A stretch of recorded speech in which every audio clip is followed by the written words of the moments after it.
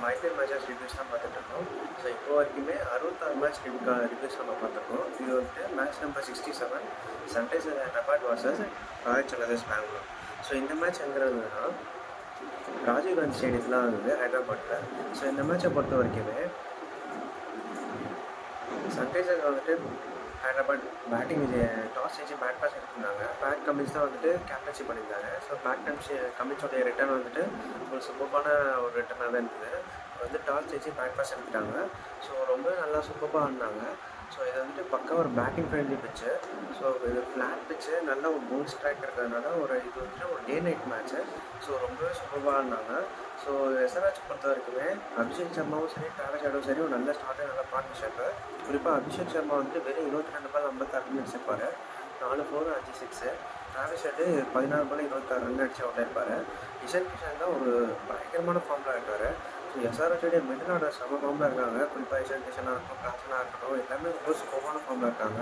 இப்போ பேட் கமிஷனராக வந்திருக்காரு, ஒருமே நல்லா ஆடினார். இஷான் கிஷன் வந்துட்டு 46 பால் 79 ரன்னு, 7 பவுண்டரி 4 சிக்ஸ் அடிச்சிருக்காரு. ஹென்ரி கிளாஸன் 28 பால் 51 ரன்னு, 4 பவுண்டரி 4 சிக்ஸ் அடிச்சிருக்காரு.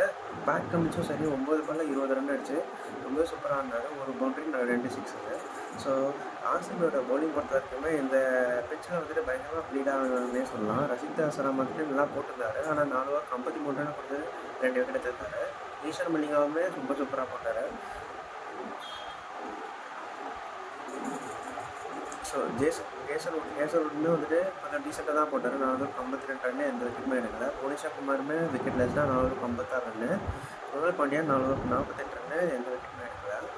ஸோ ஆர்சிபி செகண்ட் இன்னிங்ஸ் பொறுத்த வரைக்குமே அவங்க வந்துட்டு அந்தளவுக்கு விக்கெட் விடாமல் கொஞ்சம் டீசெண்டாக தான் ஆரம்பித்தாங்க. நல்லா ஸ்டார்ட் பண்ணியிருந்தாங்க. இப்போ விராட் கோலி வந்துட்டு 28 பால் 34 run, 3 boundary 1 six. So Venkatesh Iyer ரொம்ப நல்லா ஆடுறாரு, பயங்கரமாக போடுறாரு. ஸோ 26 பால் 44 ரன் அடிச்சிருந்தாரு, ரொம்ப சூப்பராக ஆடினாரு. ரஜத் பட்லருமே சூப்பரான 38 பால் 56 ரன்னு. ருணால் பாண்டியா ஒரு கிளட்ச் இன்னிங்ஸ்னு சொல்லலாம். 26 பால் 41 run, 4 boundary 2 six. So RCB பொறுத்த வரைக்குமே அவங்களுக்கு நல்லா தெரிஞ்சு போச்சு போல், இந்த டார்கெட் கண்டிப்பாக சேஸ் பண்ண முடியாது. 255ன்றது ஒரு டியூட்டி டோட்டல், 256 வந்துட்டு அவங்க சேஸ் பண்ண முடியாதுன்றதுனால அவங்க நெட் அண்ட் டெட்லாம் ஆரம்பத்துலேருந்து ஆடினாங்க. ஸோ அதனால் பார்த்தீங்கன்னா 20 ஓவருக்கு 200 ரன் அடிச்சிருந்தாங்க, 4 விக்கெட் எடுப்பது. ஸோ எஸ்ஆர்ஹெச்சோடைய பவுலிங் பொறுத்தவரைக்குமே பேட்டிங் சூப்பரான பவுலிங்கு. 438 ரன்னு கொடுத்து 2 விக்கெட் எடுத்திருந்தார். ஈஷான் மல்லிகாவும் சூப்பராக போட்டிருந்தாரு, 433 ரன்னு 2 விக்கெட்டு. ஷகிப் ஹசானும் நல்லா போட்டிருந்தாரு. ஷகிப் ஹசானு 4 ஓவருக்கு 42 ரன்னு, ஆனால் எந்த விக்கெட்டுமே எடுக்கல. So Abhishek Sharma, Travis head அவங்க பார்ட்னர்ஷிப் தான் பயங்கரமாக இருந்தது. அவங்க டோட்டல் அடித்த நோட்டு தான் வந்துட்டு ரொம்ப சூப்பராக எடுத்து போயிடுச்சு சொல்லலாம். 255ன்றது ரொம்ப பெரிய டோட்டல். ஸோ இதனால் வந்துட்டு எஸ்ஆர்ஹெச்சும் ஆர்சிபி ஆல்ரெடி குவாலிஃபைடு தான். எஸ்ஆர்ஹெச் வந்துட்டு எலிமினேட்டர் ஆடுவாங்க, ஆர்சிபி வந்துட்டு குவாலிஃபைர் ஒன்று ஆடுவாங்க. ஸோ இந்த மேட்ச்சுக்கு அப்புறம் ப்ளே ஆஃப்ஸில். ஸோ இது வந்துட்டு ஒரு நல்ல சூப்பரான நோட்டுன்னே சொல்லலாம். ஸோ அடுத்து என்ன மேட்ச் ஆனது பார்த்தீங்கன்னா match number 68 Lucknow Super Giants வந்து பஞ்சாப் கிங்ஸு. ஸோ இந்த மேட்ச் வந்துட்டு லக்னோவில் ஏக்கனா ஸ்டேடியத்தில் தான் நடந்தது. ஸோ இது வந்துட்டு ஒரு நைட் கேமு. ஸோ இந்த மேட்சை பொறுத்த வரைக்குமே பஞ்சாப் வந்துட்டு டாஸ் வச்சு போலிங் பேஸ் எடுத்திருந்தாங்க. ஸோ பஞ்சாபோடைய போலிங் வந்துட்டு அதிசயமாக ரொம்ப நல்லா போட்டிருந்தாங்க சொல்லலாம். ஸோ குறிப்பாக வந்துட்டு எல்எஸ்சியோட பேட்டிங் வந்துட்டு அஸ்வின் குல்கர்னி தான் ஓப்பன் பண்ணார். ஒவ்வொரு மேட்ச் ஒவ்வொரு ஓப்பனிங் வராங்க. எல்எஸ்சியை பொறுத்த வரைக்குமே ஃபஸ்ட் பாலே டக் போட்டிருக்காரு. ஜோஷ் இன்வெஸ் ஒரு சூப்பரான ஃபார்மில் இருக்காரு, பயங்கரமாக ஆடுறாரு. 44 பால் 72 ரன் அடிச்சிருந்தாரு, பயங்கரமாக சூப்பராக ஆடினாரு. நிக்லஸ் பூரன் 2 ரன்னுக்கு அவுட் ஆகிட்டாங்க. மாயிஷ் பதாமே நல்லா ஆடினார், 18 பால் 43 ரன்னு, ரொம்ப சூப்பராக ஆடினார். ரிஷப் பண்ட் வந்துட்டு ரொம்ப ஸ்லோவாக இருந்துச்சு, 22 பால் 26 ரன்னும். அர்ஜுன் டெண்டுல்கரே நல்லா ஆடினார்.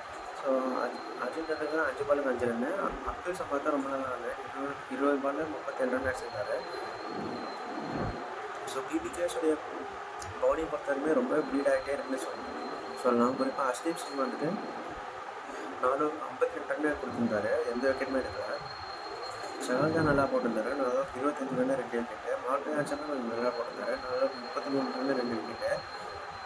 முகமது சாயும் சரி, சஷாங்க் சிங்கும் சரி 429 ரன்னு 1 விக்கெட் எடுத்திருந்தாங்க 2 பேரும். ஸோ பிபிகேஸோட பேட்டிங் பொறுத்த வரைக்கும் பார்த்தீங்கன்னா பிரியான்சாரியாமே ஃபஸ்ட் பாலே அவுட் ஆகிருப்பார், டக் அவுட் ஆகிருப்பார். ரப்ஷன் சிங் நல்லா ஆடினார், 39 பால் 69 ரன்னு, பயங்கரமாக ஆடினார், not out. So Cooper Kohli வந்துட்டு 10 பால் 18 ரன் அடிச்சு அவுட் ஆகிருப்பார். ஸ்ரேயஸ் ஐயர் தான் ரொம்ப சூப்பரான நாக்கு, ஒரு சேஸ் மாஸ்டர் இன்னிங்ஸ்னு சொல்லலாம். செஞ்சுரி போட்டிருப்பார், 51 பால் 101 ரன் அடிச்சு பயங்கரமாக செஞ்சுரி ஆகிருப்பார். ஸோ எல்எஸ்சியோட பவுலிங் பொறுத்த வரைக்குமே முகமது ஷமி வந்துட்டு எல்லாம் போட்டிருந்தாரு. நான் ஒரு 45 ரன்னு 2 விக்கெட்டு. மார்க் வச்சா 433 ரன்னு 1 விக்கெட்டு. மிச்சம் எல்லாருமே வந்துட்டு நிறைய ரன்ஸ் போயிருந்தது. ஸோ அதனால் எஸ்ஆர்எச் வந்துட்டு அதனால டிபிகேஎஸ் வந்துட்டு ஈஸியாக சேஸ் பண்ணிட்டாங்கன்னே சொல்லலாம். வெறும் 18 ஓவர்லேயே வந்துட்டு 200 ரன் அசால்ட்டாக சேஸ் பண்ணியிருப்பாங்க. ஸோ எல்எஸ்சி வந்துட்டு ஆல்மோஸ்ட் நாக் அவுட்னாலுமே பிபிகேஎஸ் வந்துட்டு ஸோ இந்த மேட்ச் ஜெயிச்சதுனால இது அவங்க கண்டஷனில் தான் இருக்காங்க அப்படின்னே சொல்லலாம். ஸோ ஆர்ஆர் கண்டிப்பாக தூங்கணும். ஆர்ஆர் வந்துட்டு ஜெயிச்சிட்டாங்கன்னா பிபிகேஎஸாக நாக் அவுட் ஆகிடுவாங்க. ஸோ அடுத்து என்ன மேட்ச் ஆகுதுன்னா ஆர்ஆர் வர்சஸ் எம்ஐ. ஸோ இது ஒரு ஆஃப்டர்நூன் கேமு. ஸோ இந்த மேட்சை பொறுத்த வரைக்குமே ராஜஸ்தான் ராயல்ஸ் வந்துட்டு டாஸ் ஜெயிச்சு பேட் டாஸ் எடுத்துருந்தாங்க. பிச் நம்பர் 6ல் ஆடுறாங்க. ஸோ மும்பை வாங்கடேயில் ஆடுறாங்க. ஸோ இந்த மேட்சை பொறுத்த வரைக்குமே ஸோ நல்லா ஆடுறாங்கன்னே சொல்லலாம். இப்போ வந்துட்டு ஆர்ஆருடைய பேட்டிங் பொறுத்த வரைக்கும் ரொம்ப சூப்பராக ஸ்டார்ட் பண்ணிருந்தாங்க. எஸ்எஸ்வி ஜெய்ஸும் நல்லா ஆடிருந்தார். 17 பாலுக்கு 27 ரன். ஆனால் வைபவ் சூரியவன்சி 4 ரனுக்கு அவுட் ஆகிருக்காரு. ஸோ நானும் நினச்சேன் வைபவ் சூரியவன்சி அவுட் ஆனாலே கொஞ்சம் படுத்துருவாங்க, ரன்ஸ் அந்தளவுக்கு இல்லை அப்படின்னு நினச்சேன். கண்டிப்பாக 170 180க்கே அவுட் ஆயிடுவாங்க அப்படின்னு நினச்சேன். ஆனால் துருவ் ஜுரேலா இருக்கட்டும், தர்ஷன் சனக்காவாக இருக்கட்டும் கொஞ்சம் நல்லா ஆடினாங்க. துருவ் ஜுரேலா வந்துட்டு 26 பால் 38 ரன். ரியான் பராக் வந்துட்டு ரொம்ப நல்லா ஆடினார். 8 பால் 14 ரன். தர்ஷன் சனக்கா 15 பால் 29 ரன். ஸோ டொனால்ட் பெரேரா கொஞ்சம் நல்லா ஆடுறாரு. 17 ரன் அவுட் ஆகிட்டார். ஜோஃப்ரா ஆர்ச்சர் வந்து ஒரு சூப்பரான இன்னிங்ஸு. 15 பால் 32 ரன் வச்சிருப்பார். ஒரு 3 சிக்ஸ் வச்சிருப்பார். ஜடேஜா இம்பாக்ட் எல்லாம் யூஸ் பண்ணியிருப்பாங்க. 16 பால் 19 ரன். ஆண்ட்ரி பர்னர் வந்து 3 பாலுக்கு வந்துட்டு 10 ரன் அடிச்சிருப்பார். ஸோ எம்ஏடைய போலிங் பொறுத்த வரைக்குமே தீபக் சார் கொஞ்சம் நல்லா போட்டிருந்தாரு. 43 ரன். அதில் 2 விக்கெட் எடுத்திருந்தாரு. வில்ஜாக்ஸ் வந்துட்டு ஒரு 2 ஓவரில் 12 ரன் 1 விக்கெட்டு. ஸோ அல்லாகசன் தான் கொஞ்சம் எக்ஸ்பென்சிவாக இருந்தார். 3 ஓவருக்கு 45 ரன் 1 விக்கெட்டு.